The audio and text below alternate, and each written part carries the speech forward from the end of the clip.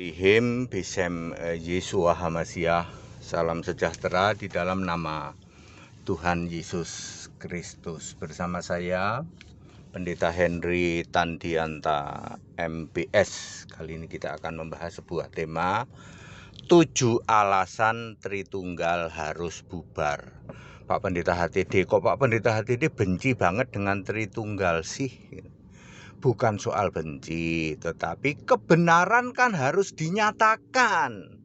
Kita jadi orang Kristen tujuannya untuk apa? Untuk selamat, Pak. Nah, saya kan mengasih tahu, meluruskan supaya kita itu selamat.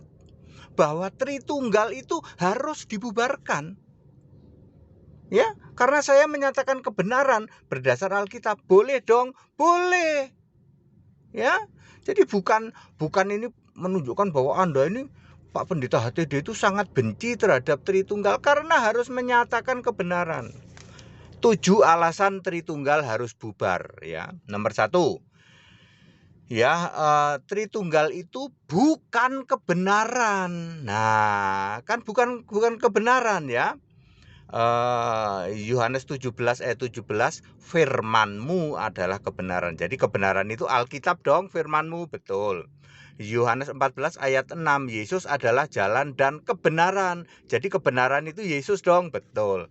Jadi kebenaran adalah Alkitab atau firman-Mu yang di dalamnya memuat tentang Injil, yaitu tentang Yesus Kristus, tentang Roh Kudus, ya. Itu disebut kebenaran. Nah, Tritunggal itu bukan kebenaran. Ya, bukan kebenaran itu mendirikan kebenaran sendiri, tidak mau takluk kepada kebenaran Allah. Roma 10 ayat 3. Jadi Tritunggal harus bubar. Harus bubar, ini alasan pertama. Alasan kedua, ya, menipu, ya. Tritunggal itu menipu loh, ya, melalui Bapak Gereja, ya. Semua itu bertentangan dengan Rasul, ya.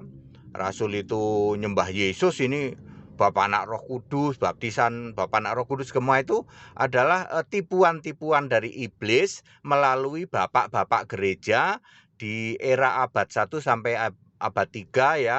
Tokohnya adalah Tertullianus. Kemudian kalau yang ke arah sini, ke arah abad 14 dan 17 itu cuman ya memantapkan sajalah yang Martin Luther dan John Calvin, ya. Tapi ajarannya itu nipu semua, ya. Nipu itu karena memang tujuannya memang untuk menipu, ya, supaya melalui ajaran Bapak Gereja ini, ya, kekristenan menjadi apa? Namanya juga kerjaannya iblis, ya toh.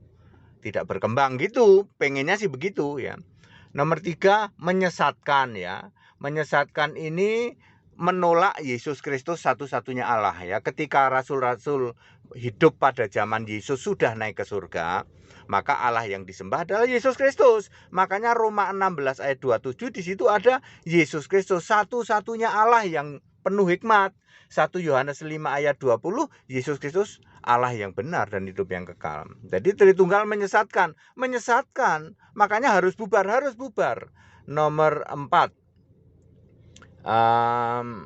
memutarbalikkan ayat Alkitab, ya. Ini biangnya, kalau memutarbalikkan ayat Alkitab itu udah Tritunggal tuh biangnya itu, ya. Allah itu esa. Esa itu artinya satu dong, Galatia 3 ayat 20. Diputarbalikkan. Allah itu kesatuan, katanya Bapa Anak Roh Kudus, ya. Kemudian Allah itu roh, ya. Yohanes 4 ayat 24. Diputarbalikkan. Allah itu pribadi, hakikat, manifestasi, ya. Kemudian Allah itu maha hadir, ya.